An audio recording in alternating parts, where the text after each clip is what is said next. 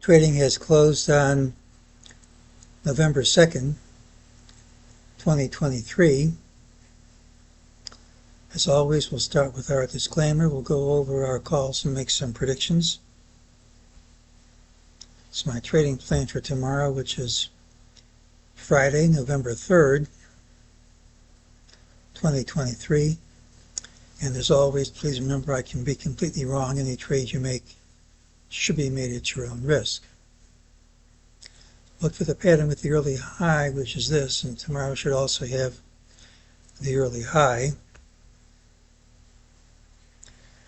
We said typically it's a bearish day with a low and a fine lower, but if it's strong, we should see more strength.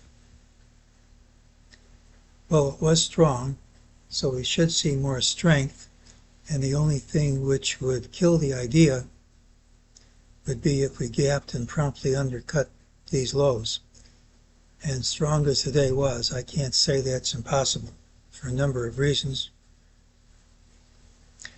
One of them is we have a lower MEJT target, 4308.11. MEJT says this rally is false, it should retrace. Other thing is this upsloping trend line, it doesn't have to break, but when it breaks, it can lead to a big retracement of this whole rally. Doesn't mean it's going to break, but it's kind of precarious when you just go smaller and smaller increments over that line. The more times you hit this line, the more time it is likely to break, even though it's not a requirement. This green line is a prior FOMC announcement price, and that's resistance too. I put my old count in gray. I think this alternate count is probably right. We've had such a strong move off of last Friday's low. Hard to believe how far we've come in under a week. But the fibs are absolutely perfect. You don't have to do any fudging or fiddling around. And as long as Friday's low holds, I suspect it will, I think that's the right count. It's a pretty bullish count. Implies we're going much higher, but that's all dependent upon that low holding. We don't know that for certain yet. We broke over this trend line with a gap, which is what I said we had to do to have the rally continue uninterrupted.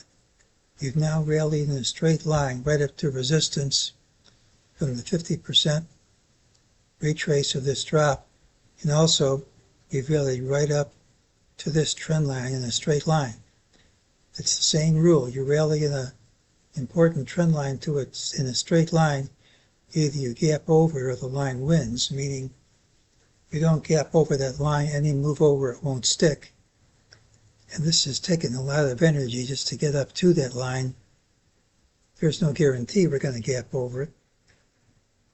If we do gap over, we can certainly keep rallying, but if we don't, it's a logical resistance point for this to stop.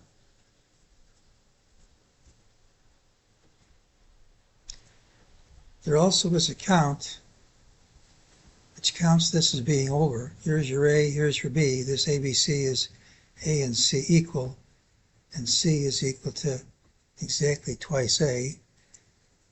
I mean, if there's no count, it's hard to say it could be over, but there is a count. Doesn't mean other counts don't work, but if we stop from here, you can explain it. So we've had a strong rally right up to resistance. Either we gap through resistance, or I think we'll pull back. This is a bullish pattern, but if we gap down and promptly undercut these lows, the pattern's killed, and that's entirely possible. Tomorrow's pattern is the early high, which doesn't tell us where we open. The non-farm payroll report comes out before the open.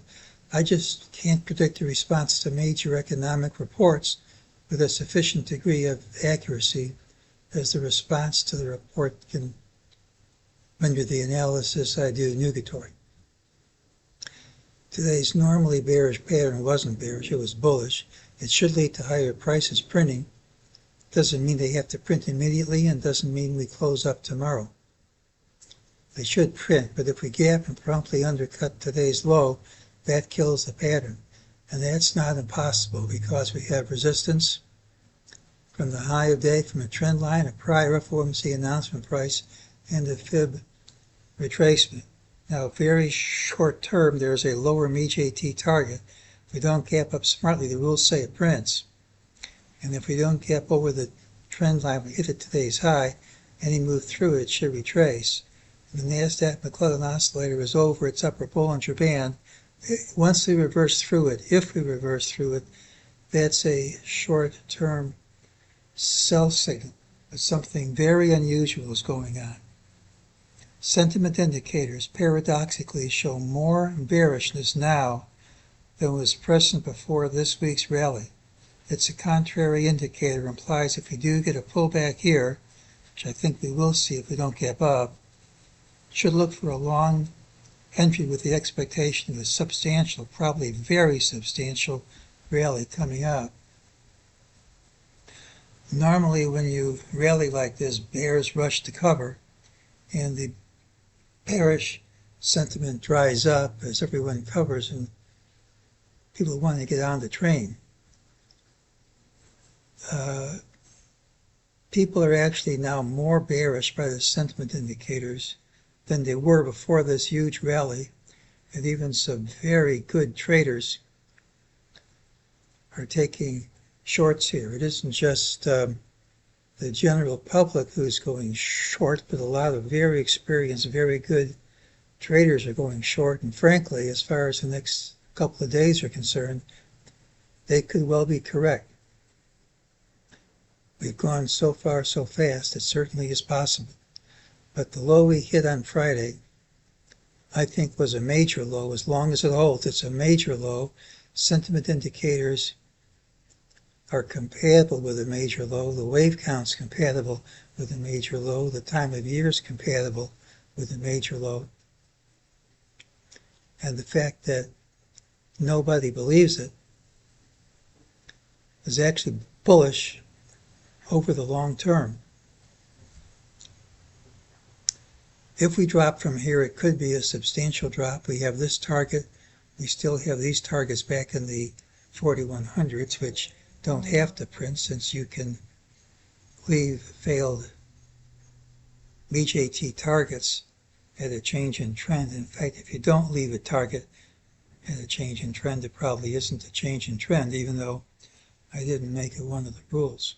But I think last Friday's low is going to hold, and as long as it holds, sentiment indicators are compatible with a very major rally coming up, and that doesn't preclude dropping first.